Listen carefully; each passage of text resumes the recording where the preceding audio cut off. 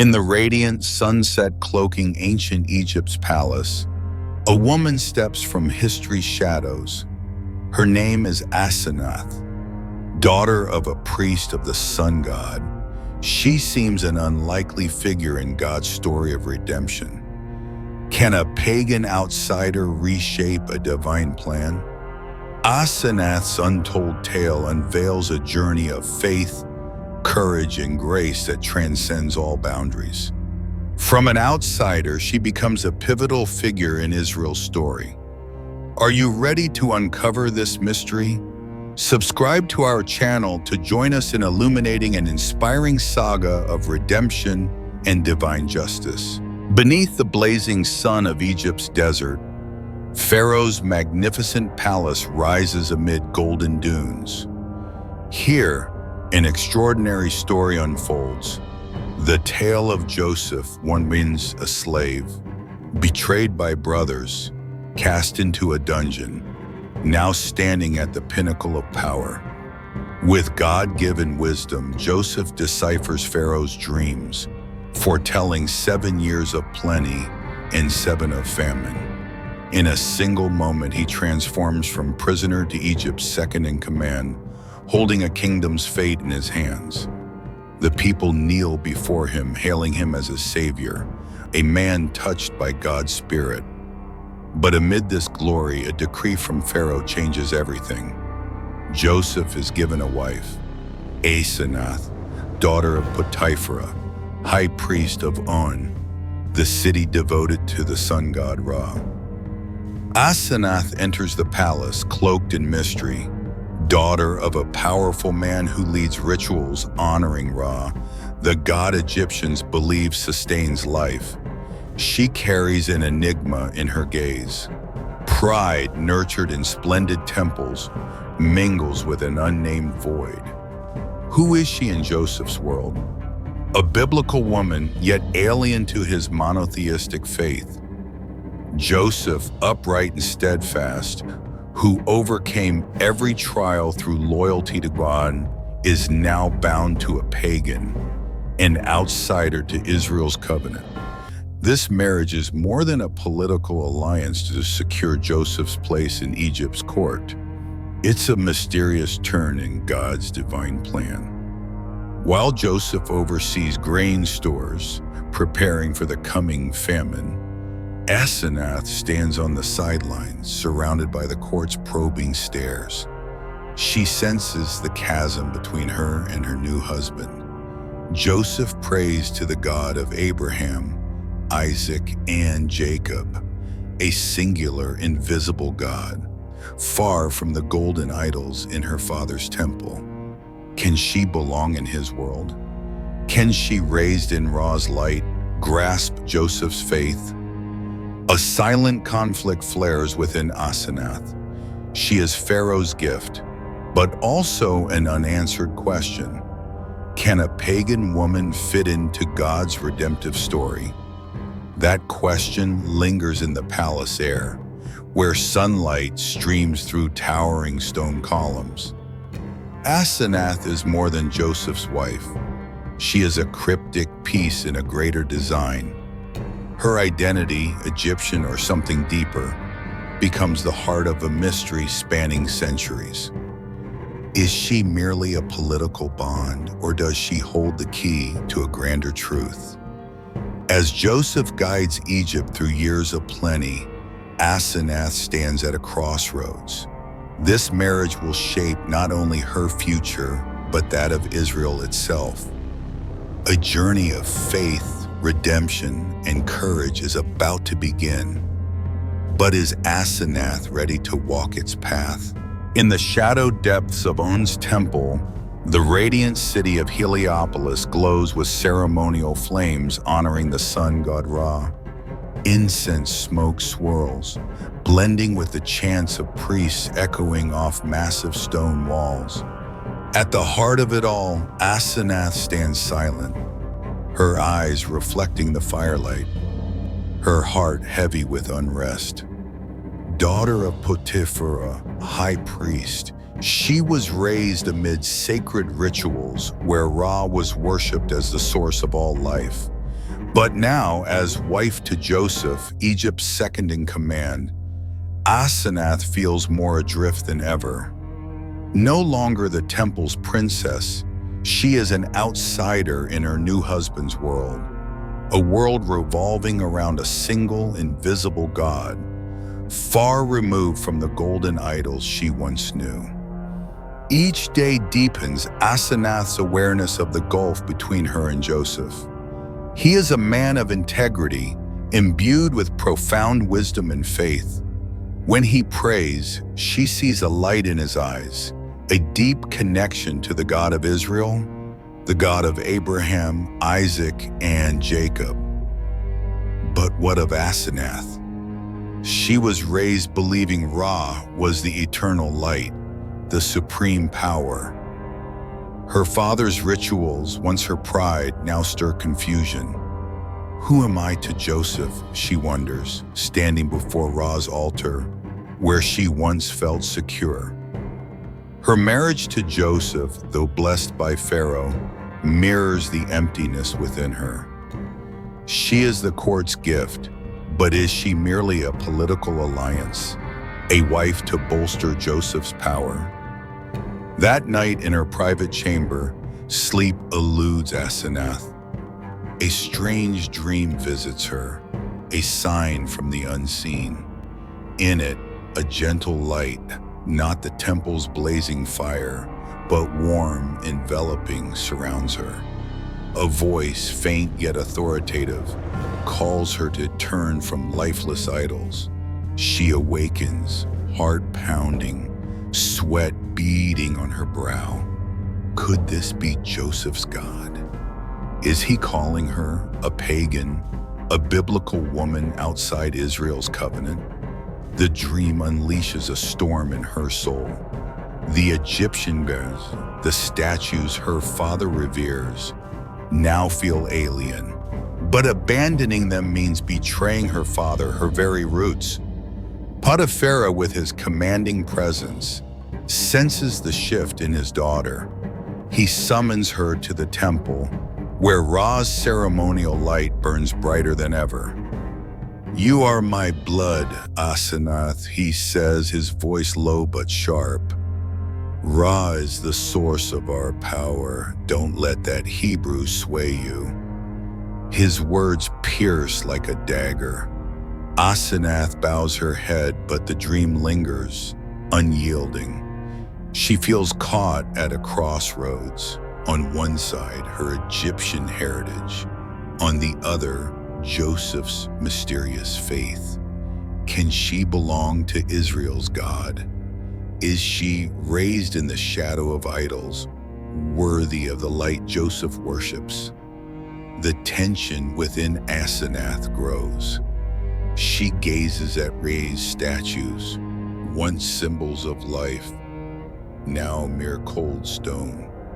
She thinks of Joseph, the peace in his eyes when he speaks of God. But forsaking her past is a painful step. She fears losing her identity, disappointing her father, and that Israel's God might reject someone like her. That night, as moonlight spills through her window, Asenath kneels, hands trembling. "If you truly exist," she whispers, "show me the way."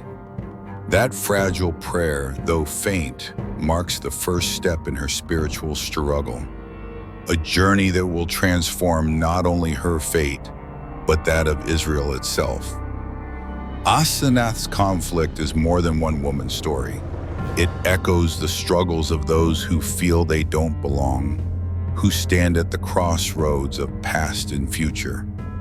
Can she overcome fear to find the light? Was that dream a call from God, or a fleeting illusion of a lost heart?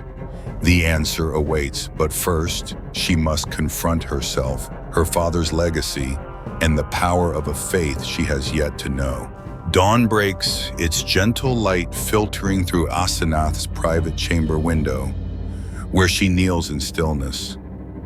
Days past, a mysterious dream has stirred her soul, haunting her with thoughts of Joseph's God. The dream's warm, inviting glow, unlike the blazing fires of On's temple where her father Potipharah worships Ra, lingers in her mind.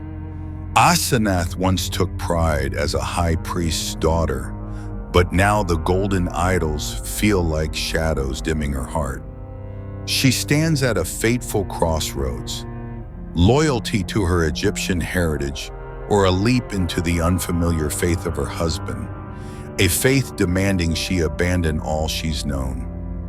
In her small room, a miniature statue of Ra gleams on an altar, its golden surface catching the dawn's rays. A gift from her father, it symbolizes lineage and power. But to Asenath, it's now a chain, tethering her to a past she no longer claims. Her hands tremble as they touch the statue. "If Israel's God is real," she whispers, "he will give me strength." With a deep breath, Asenath grips the idol, feeling its weight, not just of gold, but of heritage, of identity. In a surge of courage, she hurls it to the floor. The crash echoes like her heart breaking free from shackles. Shattered fragments glitter in the light, but fear doesn't grip her. Instead, a strange freedom rises within. She kneels, tears streaming down her cheeks. "God of Joseph, God of Israel," she prays, her voice trembling yet resolute. "If you hear me, guide me. I forsake false gods. I want to belong to you." The prayer, simple but fierce, ignites like a flame in her soul. Suddenly the room seems to brighten, not from dawn's light, but from an inner vision. A radiant presence, gentle yet authoritative, fills her mind. "Asenath," a voice seems to whisper, "God sees your heart. He claims you as his own." In this moment, she envisions a heavenly door opening, its light enveloping her, banishing doubt. She is no longer an outsider, no longer Ra's daughter. She belongs to God, and he knows her name. As the vision fades, Asenath sits in silence, her heart flooded with hope. A profound shift stirs within, as if part of her soul has been reborn. She is no longer the biblical woman bound by idols. She is Asenath, chosen by God, despite a past steeped in darkness. The door creaks open, and Joseph enters, his gaze falling on the idol's fragments. Without a word, he meets her eyes, and in that instant, he sees the change. "God has touched you," Joseph says, his voice warm with emotion. Asenath nods, tears falling anew, but now from joy. "I've seen him, Joseph, I believe." Asenath's bold act isn't just shattering a statue, it's breaking the chains of her past, a leap into a faith she never imagined. She has forsaken her father's legacy, faced the fear of rejection, and placed her trust in Israel's God. This inner awakening, a mark of grace, affirms that God sees her not as a pagan, but as a beloved child. Joseph, who overcame betrayal and prison through faith, now witnesses his wife tread a similar path. Asenath's transformation is not hers alone. It's the dawn of a great legacy, shaping Israel's future through their sons, Manasseh and Ephraim. But Asenath's journey isn't over. This courageous act, though inspiring, will bring new trials. Her father, Potipharah, and Egypt's court won't easily accept her betrayal. Can Asenath withstand her father's wrath? Will her newfound faith endure the pressures of a kingdom devoted to Ra? The answers lie ahead, where God's light will guide her through greater challenges, proving that courage and faith can alter the destiny not just of a woman, but of a nation. In Pharaoh's palace, daylight streams through towering stone columns, but the air hangs heavy, as if before a storm. Asenath stands in the grand hall, surrounded by the icy glares of Egypt's court. Word of her act, shattering Ra's idol, renouncing her father's faith, has swept the capital.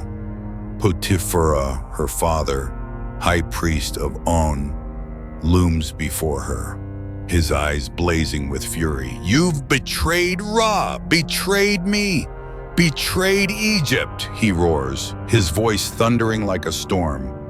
The court murmurs, whispers of doubt and scorn encircling Asenath. Once Heliopolis's pride, this biblical woman is now branded a blasphemer, a threat to the kingdom's sacred order. Asenath feels the weight of every stare. Her heart pounds, yet the light from her vision the night before burns fiercely within.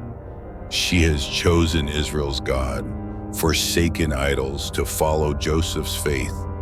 But now, facing her father and the court, she confronts her greatest test, defending her choice, even if it costs her complete rejection. "Father," she says, her voice trembling but steadfast, "I haven't betrayed you. I've found the true light, the light of the one God." Her words ignite the fire. Potiphera steps closer, pointing accusingly. "You dare call Ra false? You'll pay for this arrogance." He turns to the court, demanding Asenath's punishment. Declaring her offense against the gods threatens Egypt's prosperity. Amid the tempest, Joseph enters the hall. His gaze is calm yet commanding, like one who has faced dungeons and betrayal yet stood firm.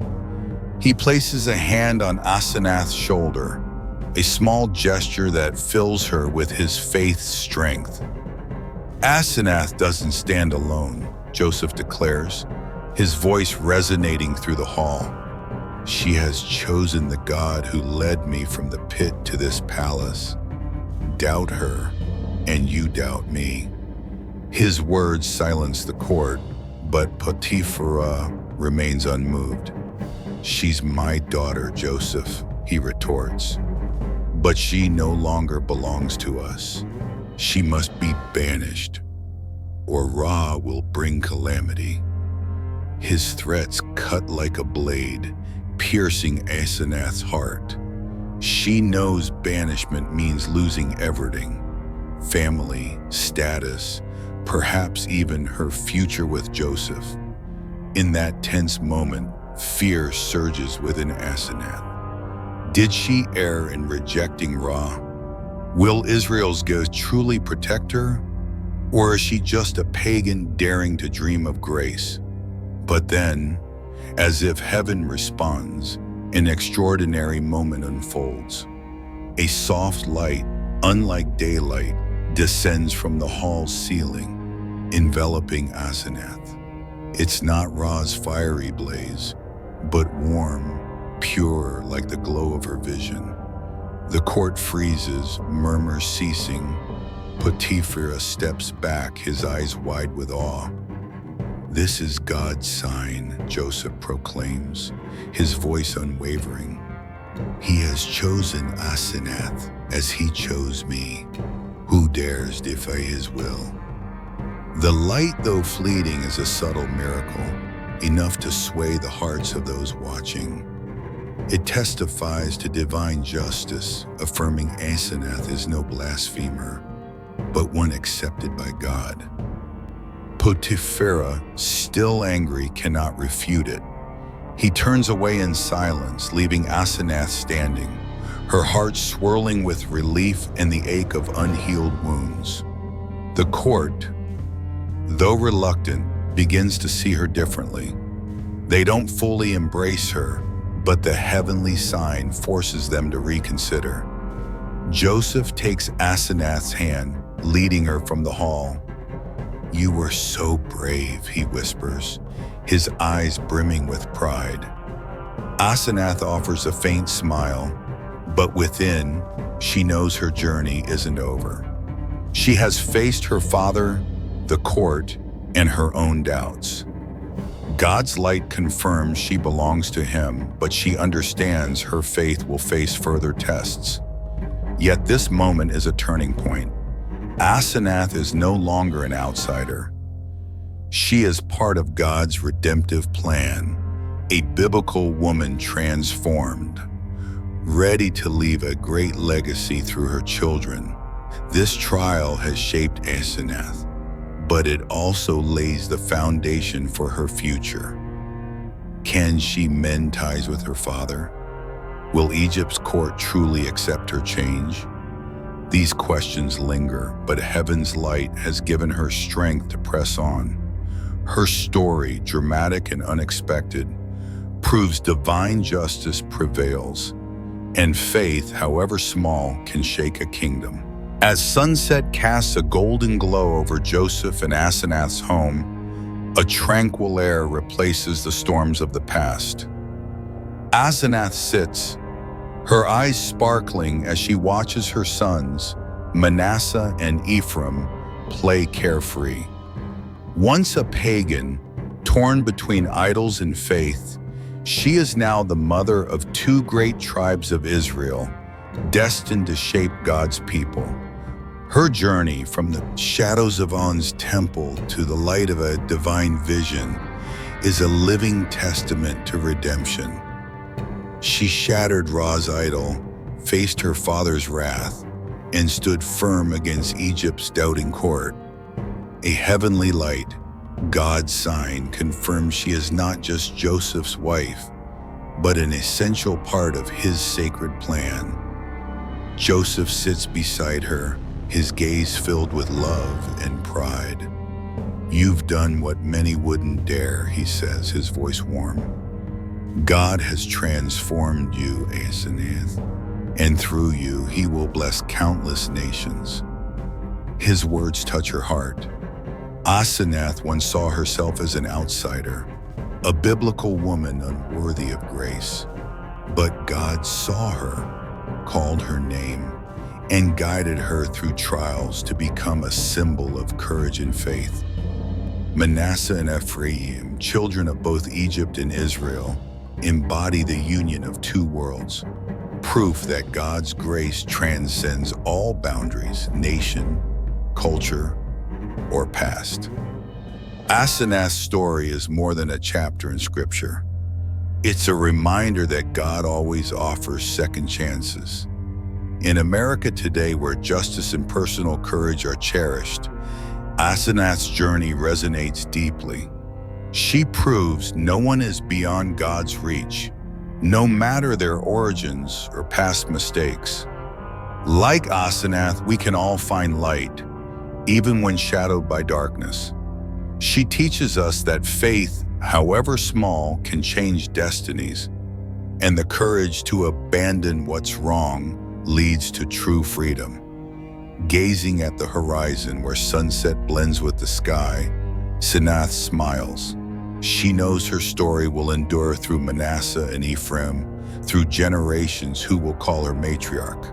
No longer Ra's daughter, she is God's child, redeemed for a grand purpose.